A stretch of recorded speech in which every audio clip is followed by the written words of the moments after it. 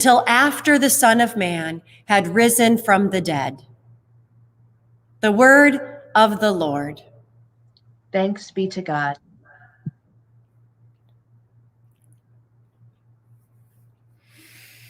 Transfiguration Sunday. It sounds a little bit like last week's halftime Super Bowl show, with somebody up high in a dazzling and shiny outfit. This Sunday, it's Jesus. Jesus is up high wearing a shiny, white, dazzling outfit, and it's a big spectacle. And there are even guest celebrities, Elijah and Moses with him. It's like a real halftime spectacle. And this is the halfway point in Mark's gospel. This is that spot in Mark's gospel between when John the Baptizer in the beginning of the gospel is calling people to turn their lives in a new direction, and the very end of Mark's gospel, where Jesus himself sends out through the disciples from east to west the imperishable proclamation of eternal salvation. So unlike last week, in today's spectacle, everyone wins. In Jesus, we all win because Jesus is sharing this good news with us of eternal salvation. So it's quite the spectacle, and it's a moment that's meant to get our attention. This transfiguration moment with Peter and James and John and the prophet Elijah, and then also Moses, the great leader of God's people who marched those people from slavery into freedom. This moment with those people turns us towards freedom as we deeply learn and understand who Jesus really is and how Jesus will send us from east to west with this good news. This transfiguration moment, this beautiful spectacle connects us to God's glory in a way that frees us up to love. So let's study this moment. Let's study this transfiguration moment and figure out how to apply the meaning, the learning of it in our own lives in ways that change us, that change the shape of who we are, that even change the shape of how the world around us operates. The definition of glorify, which is what this story is all about, glorification and revelation, transfiguration.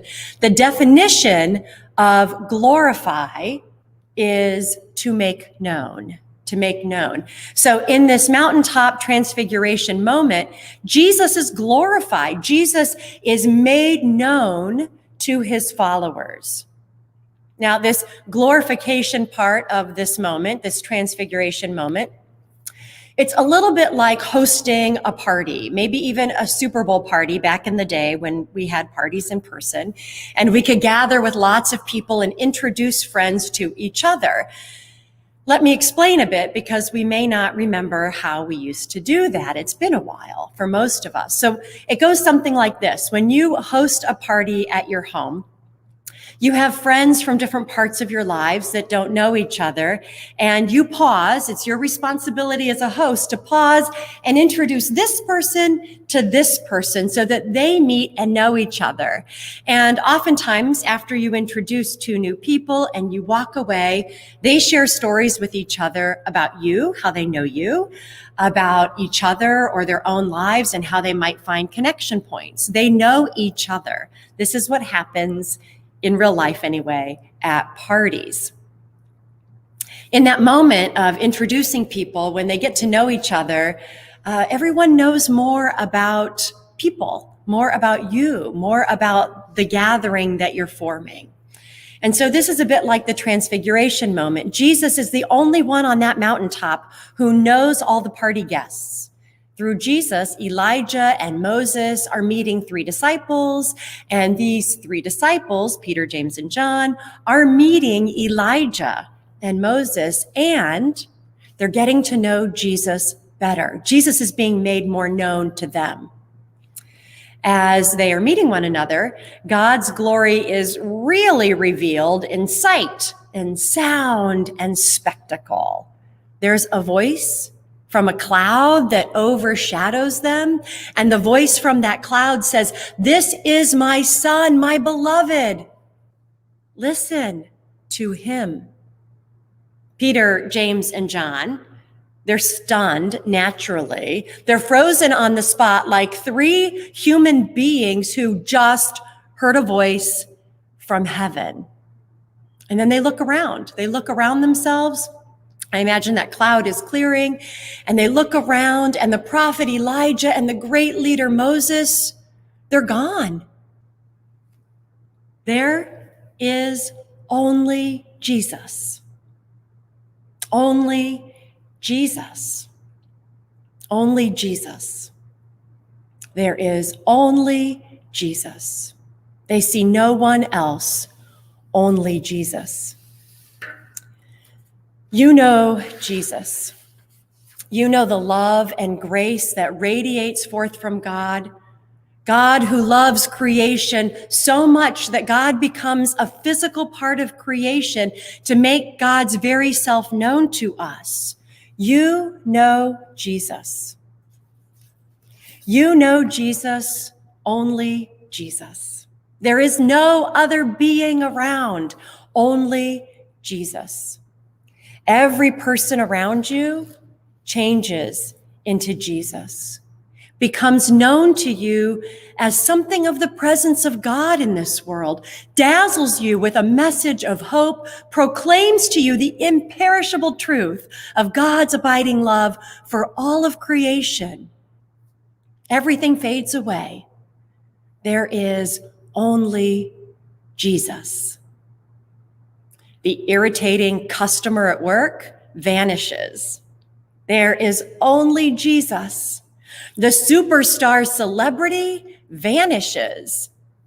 There is only Jesus. The neediness of a friend or family member vanishes. There is only Jesus. Our own selfish desires and vanities vanish. There is only Jesus. We are changed by knowing Jesus, and that changes how we see the world around us. It is no longer filled with good guys and bad guys, my kind of people and those kind of people. There is no one to call our enemy. There is only Jesus. That is God. That is God being glorified right now. God being made known as beautifully as Jesus clothed in dazzling brightness on a mountaintop with ancient superstars Elijah and Moses, seeing Jesus, only Jesus, in other people. It changes us into beings dazzling with the blinding brightness of God's pure and generous love. This is the deeply meaningful truth of the Transfiguration. God is knowable, and God is being made known to us right now, sometimes in mountaintop spectacles, always in drawing us to see Jesus, only Jesus, in others. God already knows all the party guests, us and all the others, because God is the one who invited us all here to be together. Because we know God in Jesus, we see Jesus in every other face around us. Truly knowing Jesus is knowing other people and knowing ourselves to be Jesus in the world, to bear the love of Jesus over and over again. Jesus stars in spectacles and hosts gatherings to draw us into claiming this truth in our daily lives. So here's what I ask you to ponder with me in the week ahead. It is more important to treat people like Jesus than to tell people about Jesus. It is more important that we treat people like they are Jesus than tell people about Jesus. How do we do that? How do we take that with us this week? Well, a few years ago, I began writing as a hobby. Now, I write sermons nearly every week, but writing for myself was something new and different, and I didn't feel very adept at it. So I went to a wonderful writer's retreat at Claggett that lasted just a couple of days. And there were wonderful instructors there who encouraged us aspiring writers to follow these 3 nuggets of wisdom. This is some really good writing wisdom that I think applies to our faith journey. Number 1, write what you know. Number 2, write every day. And number 3, show, don't tell. How does this apply to our faith life? Well, number 1, love what you know. We know Jesus. And so we can be this love that we know. We manifest Jesus because we are loving what we already know. We are living into what we know. We are loving like Jesus. Number 2, love every day. Don't wait until Lent to start loving. Don't wait until the pandemic is over to start loving. Don't wait until it's spring and there's more sunshine to start loving. Love every day, this day included. To really throw ourselves into something that matters, we must hone it and practice it every day. Every day gives us an opportunity to be more loving. Whether you're masking up and going into work later today or staying at home, love every day like Jesus loved people. When you are harsh in your words or in your actions, slow it down and love like Jesus. When you are judgmental in your heart, soften your heart and love like Jesus every day. Third, show, don't tell. Don't talk about it, be about it. Put the love of Jesus, that love that is already inside of you, out where it will dazzle and shine other people. Put the love of Jesus that is already known in your life. Put it out there where others can recognize it and know it to be the imperishable proclamation of eternal salvation. Show the love. Be the love. We make God known by knowing other people in love. We glorify God by glorifying other people in our own lives.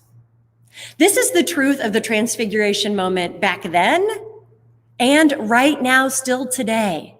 The more we know Jesus, then the more we know people to be Jesus, only Jesus. There is no one else. And then this truth boomerangs back at us into the more we see Jesus, only Jesus in every face out there, the more we in turn radiate that dazzling love of Jesus. And the more we get to know Jesus, which is what we want, to know Jesus. My friends, I have stood here in this space, placing into your hands the body of Christ, the bread of heaven.